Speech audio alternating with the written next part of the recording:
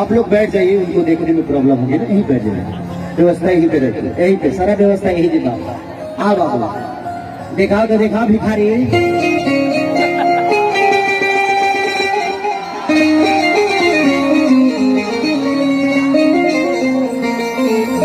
आई।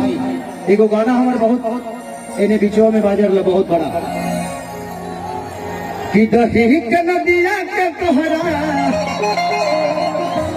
बिलार रात हमारे भइल राजा। तनी को बढ़ा दे रे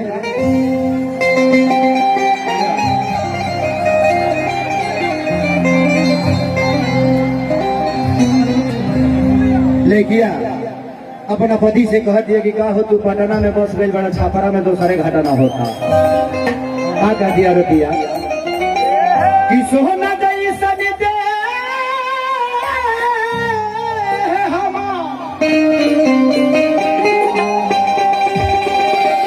अरे भइल जात माटी हो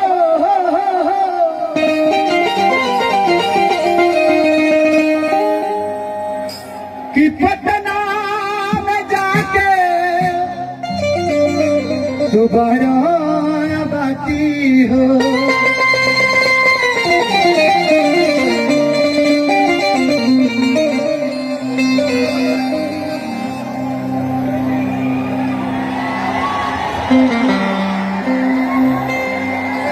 कि तू तो व्यस्त धार सैया हो अरे देखा अपना काम में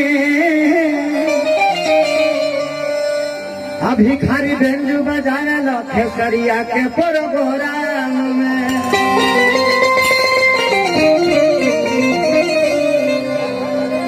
दीपू बाबा के मत लेके जी भिखारी न तो तोहरे तो भी लेके जाइए है जहाँ पंकजवा के लेके गए रहले हमरे दिल करावे के पर। अरे बाप आओ कि दही के नदिया के तोहरा अरे बिलार रात हमारी भइल राजा। तोरा के दो ई देबो 1 2 3 4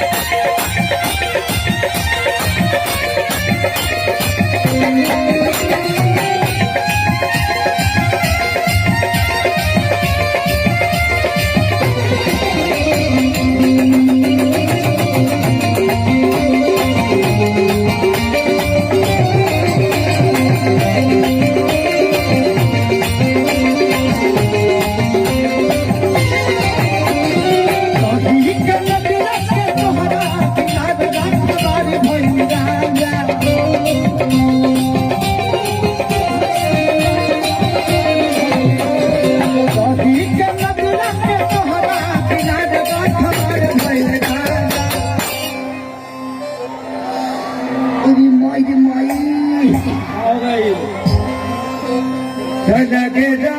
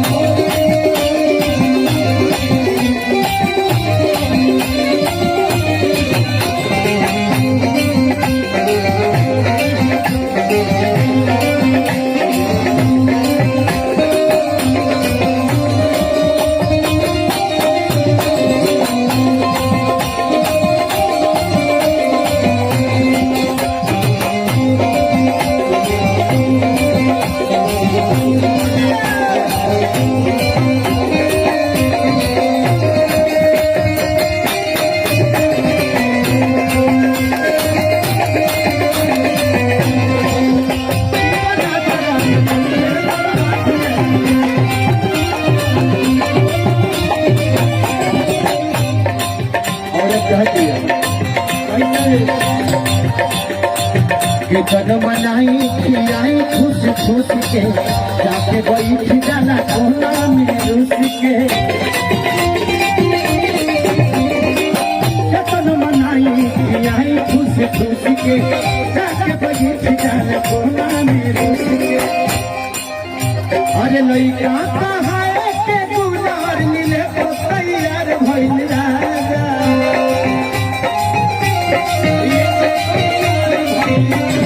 लइका कहाए के गुजार मिले तो तैयार भइल राजा ओ धड़कदार ई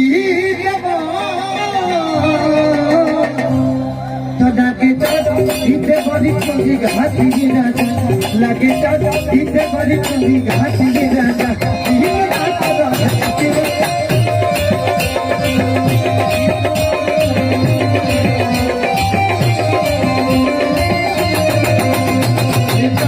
इतने बड़ी कभी घाटी राजा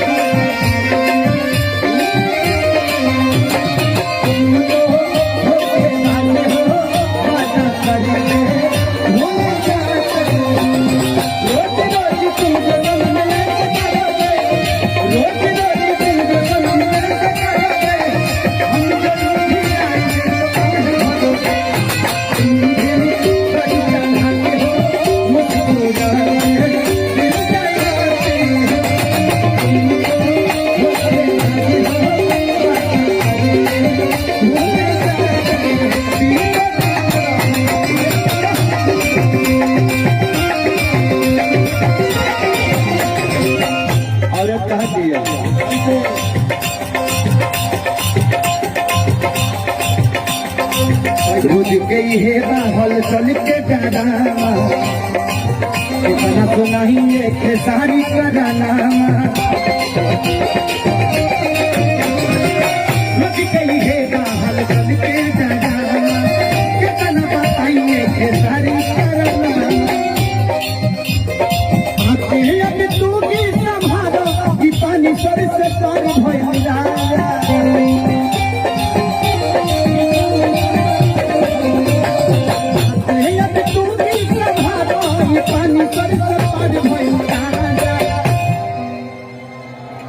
अच्छा तो हम पहली बार देखले बानी बबुआ हृदय राजन भाई लोग मोटरसाइकिल पर हेलमेट लगावेला हम देखा तनी कि 500 आदमी हेलमेट लगाइए के देखा तरे खेसारिया क्या बात पहले ही भाप खोल मेरे लोग आगे क्या होता है जिंदगी बहुत के सवाल बाबू कि अभी तू की संभालो ई पानी सर से पारी भइल राजा लगे तो इतने बड़ी करी घाटिए राजा लगे तो इतने बड़ी करी घाटिए राजा दिन रात राजे छतिए पर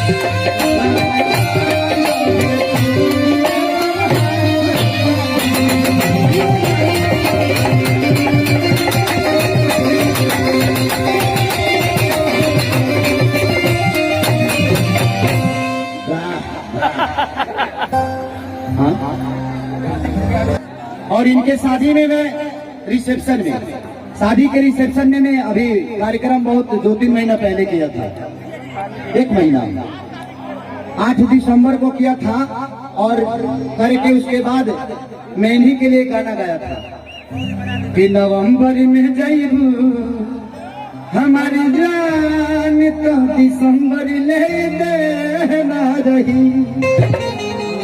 हमारे बिहार के पहले ऐसे वैज्ञानिक हैं, तो मैं चाहता हूं कि इस बिहार के ये अच्छा होना चाहिए, ये सब अच्छी बात है। अच्छा एमएलसी और मेरे बड़े भाई प्रीतलाल भैया की तरफ से अब कितना बोल दे तो बड़ा अच्छा ना लगे, से जो बहुत ज्यादा बा 51,000 का पुरस्कार है। भगवान से प्रार्थना शुभकामना का दी कि बड़े भैया के ऐसे ही प्यार आशीर्वाद इस छोटे भाई को मिलता रहे, ताकि मैं जहां भी रहूं अपने बड़े भाई का नाम रोशन करता रहूं। जय हो, जय श्री राम, जय श्री राम। अरे ऊपर लेना पैसा धरे दे बनो, बगली फाटा नहीं नह रहे। ओ माय गॉड, बगली फाट गई।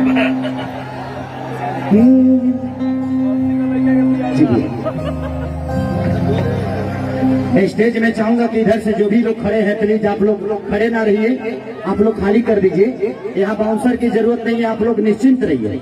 2 बाउंसर सिर्फ गेट पे लगा दीजिए।